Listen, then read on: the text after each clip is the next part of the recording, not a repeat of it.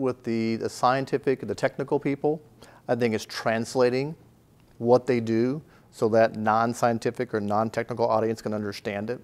So we'll work a lot on how do you use an analogy, how do you tell stories, how do you give examples, how do you show people what you're doing, but also explain it in a way that they can understand it. So I think that's number one.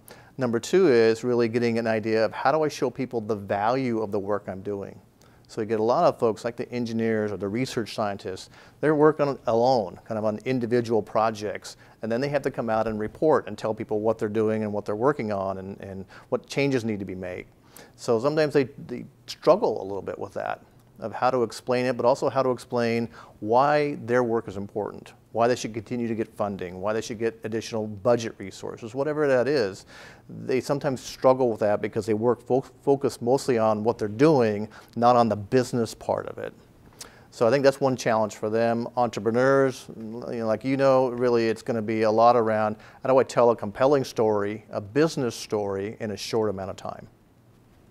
And then the leaders, I think, the big challenge that they run into is they started out communicating a certain type of information. Maybe it's an update on their product or their project, more like operational or a status report.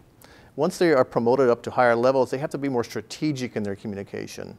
And sometimes I think the people that I work with, or I know, that they actually struggle with that. They still talk about numbers and timelines and projects when they're actually at a more strategic level, and they have to be able to present issues and ideas that are a little bit of a higher level, and sometimes they struggle with that a little bit too. So I work with them to help them think about their messaging around that and how to make it more strategic in its focus.